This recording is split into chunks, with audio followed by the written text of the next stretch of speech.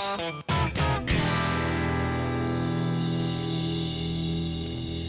next guest will certainly be a familiar face to those of you who have long enjoyed Oklahoma gardening. Joining me is Ray Campbell, one of our cherished garden ambassadors and former host of Oklahoma Gardening. Hi, Kim. Hi, welcome back to the show. Well, thanks. I'm pleased to have you out here today. Thank you. I've been wanting to actually come and visit your home because every time I come by, it's so inviting. It's just Well, thank you very much. the front entrance is so beautiful. Yeah, we try to keep it looking nice, and you know, we like that approach when people come up to make it look like it's welcome. The curbside appeal is the realtors call Yeah, you have great curbside appeal, and I think part of the reason is these beautiful spruces. Oh, I love those. Yeah, I really love those. Those are probably 10 years old, I suspect now, and they're just this bright blue color. They really look really nice when the Japanese maple is in its deepest purple color, or in the wintertime when there's snow on the ground, or even the way they blend in with other things, and they show off the other color, the annuals in the ground bed. I think they show that color off more. So Absolutely. I really like those. And they're the thing you see from the street that just catch your eye. And you know, they're really kind of unusual. There's not a lot of those around right now. No, well, Oklahoma, I mean, they're challenging to grow here in Oklahoma, so you obviously give them a lot of love and attention. They're happy where they are. I love the other side of your driveway here. You have this beautiful border that you've planted, and you know, there's some elevation and a lot of good structure here. Yeah, we actually did this in the beginning to have sort of a screen between our neighbors, and it's a really tough spot. It gets morning shade, but in the afternoon it's extremely hot here off the large driveway we've got, and the sun from the southwest hits it. So we had to have plants in here that could really withstand the heat, although they could also tolerate some morning shade. So that's why we pretty much have gone with perennials and shrubs that could stand that, but also just a few annuals for color spots. Yeah, and one of the fun annuals we were looking at in here is this little phlox, and it doesn't look like any phlox. No, I know. It's a beautiful color, and I'm sorry I can't recall the exact name of it, but I've been told, I thought it was a calabroica, that's why I purchased it for, but I've been told that it was actually a phlox, and it, as I look at it, the flower petal structure is quite different than the calabroica, but it's a beautiful color, and it's just brilliant in the springtime when it was cool, and I'm anxious to see what it looks like in the fall again. Yeah, it gets on that second show. I also really love this crepe myrtle behind us. Yeah, you know, the weather was not kind to our crepe myrtles in the wintertime, and so those really were killed back, but they've come back up. But the one that you're talking about is the raspberry and cream. It's one of Dr. Whitcomb's crepe myrtles, and it blends in very well with the lantana and then the little red crepe myrtle in the front there. It just makes a real good color combination. Absolutely.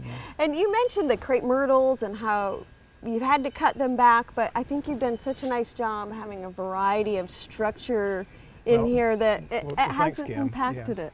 Yeah. Well, it's actually worked out a lot better than I thought it would. A lot of it, I think, is just luck. Well, in the back, you were telling me you have you like to play with color. Let's go look at some of your gardens in the backyard. Good. Well, come on back. Well, Ray, you told me you really like to work with purples and blues and oranges. They make a very nice combination. Yes, I like that color combination, and it makes a real showy display, particularly in this part of the yard, because it does get an awful lot of afternoon sun. And the little orange paprika rose, oh so easy, is the one that I really like. We have a lot of buds coming out now they're about to pop out. It has been just a ball of orange. Oh, it's very prolific. You can see the spent flowers. It's getting ready to put on another show. Yeah, and normally, had it not been so extremely hot this year, I think it would have continued blooming in a ongoing manner more than it did this year. But the little weeping crepe myrtle here, that's a cute little plant. Neat. And so I just like the color combinations. And then I think it's set off by the dyed mulch here, though.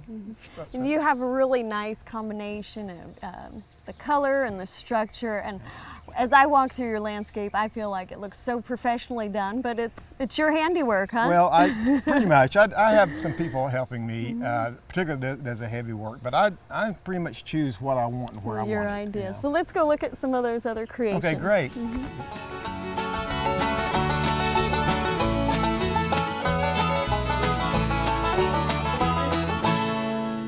I love your little miniature glass house in Yeah. here. Tell me about this. Yeah, that's really neat.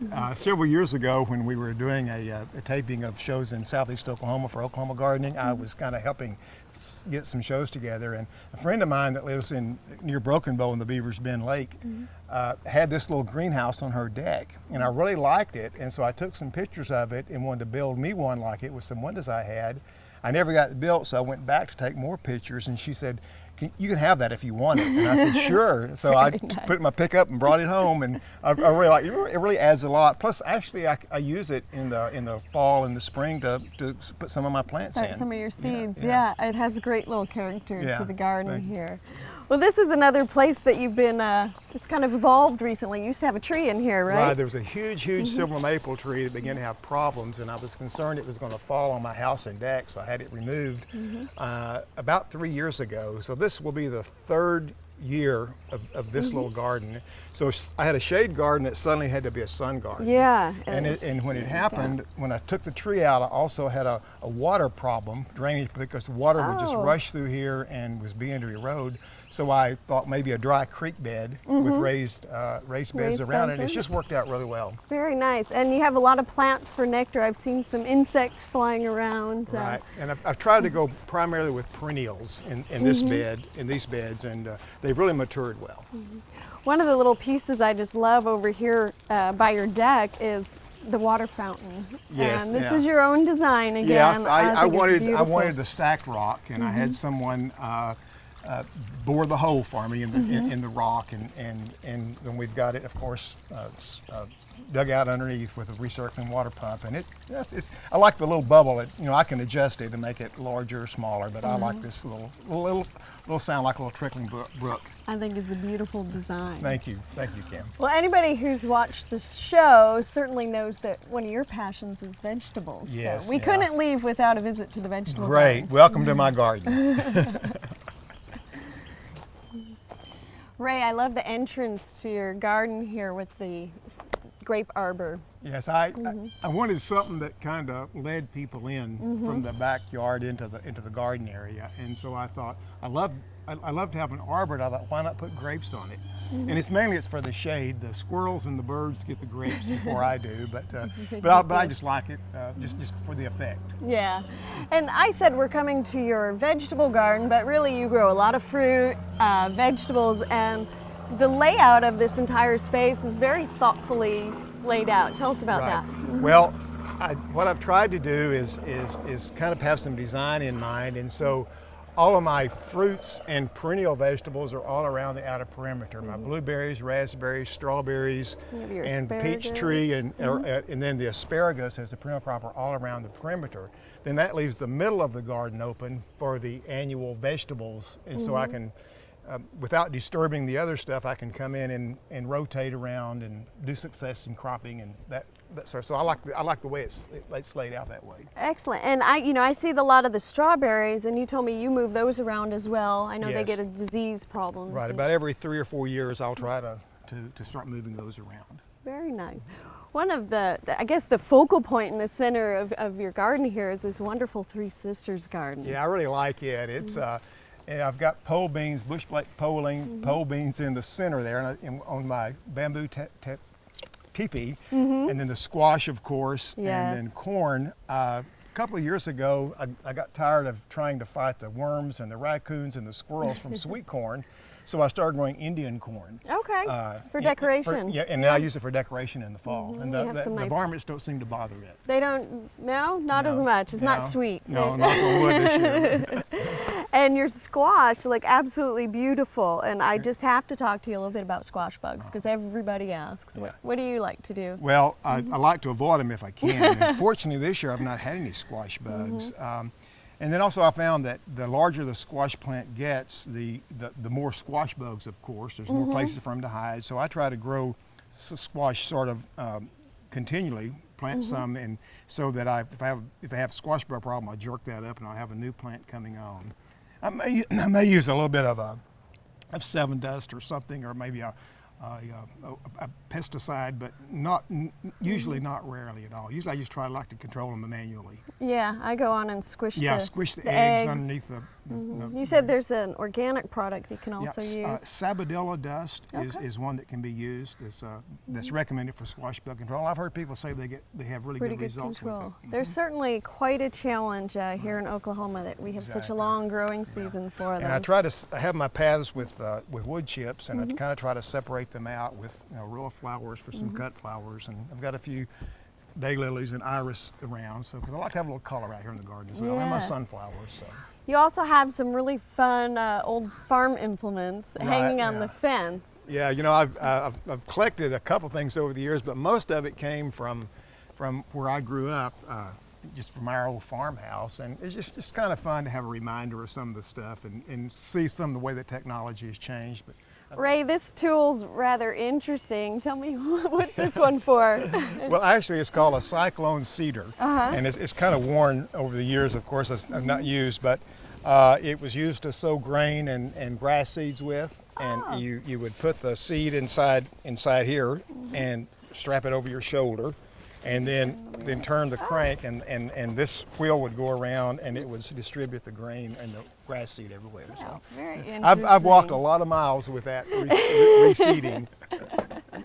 Well, you grew up on a farm, or some acreage? Yeah, we had about 40 acres. My dad was a very diversified truck and vegetable grower, and with also a small dairy where we hand milk cows. Excellent. So this is a lifelong passion here. Right. I see on your okra you've used the cottonseed hulls, and we just put these for the first year in our vegetable garden. How have you liked using I really like them. They of course make a really good mulch, and you know they absorb the water and hold the water in well. But then it's a good organic mulch to turn back into the soil. And occasionally you'll even get a cotton plant. That looks like it might. You might think it's okra, but actually that's a little cotton plant that came up, which is closely akin to the okra anyway. So. And they're very pretty. They have a beautiful they are. flower. And, yeah. Well, one of the things I think you're really known for, at least in the Oklahoma gardening circuit, are your wonderful tomatoes, which we call Raymators. Really? Well, this year I started out, I was going to plant 4 tomatoes, but actually I wound up with about 15. And as you know, as I said before, the weather has not been kind. So the tomatoes look really great, but the fruit, because of the early extremely cool temperatures when we planted them, and then suddenly hot temperatures, they just not really set fruit. So I'm really disappointed in the fruit set, but you know, I have hopes that when fall comes and it moderates, that we'll get some pretty good fruit set. Well, I think some of the gardeners across Oklahoma will be happy to hear that the pros are having trouble too. Yeah, we talked about tomatoes at the statewide Master Gardeners Conference not long ago. I gave a presentation on tomatoes, and a lot of people were having that trouble. Yeah. And so but also you'll notice I've got different kinds of supports. I like the wire cages, and sometimes I'll use the stakes like this. I've got one that doesn't have any kind of support on it. I think it just sort of gives a different visual look to the garden, but also it's a good lesson for people if they want to know to see some of the different effects of the way tomatoes are supported or not supported. Yeah, we did a little segment on that too, and different types of tomatoes, you might use a different type of support. Exactly, and that's what I've tried to do. Well, I have to say I'm rather envious of your garden shed here. Well, it's beautiful. That's been a long time coming, and most of my tools and everything were at a shed way on the other side of my yard. I have an acre here, so I'd have to go all the way over there and bring things back. So I finally decided I need a little garden shed. And I had these windows that we'd been saving from the house that I grew up in. You know, that was years ago.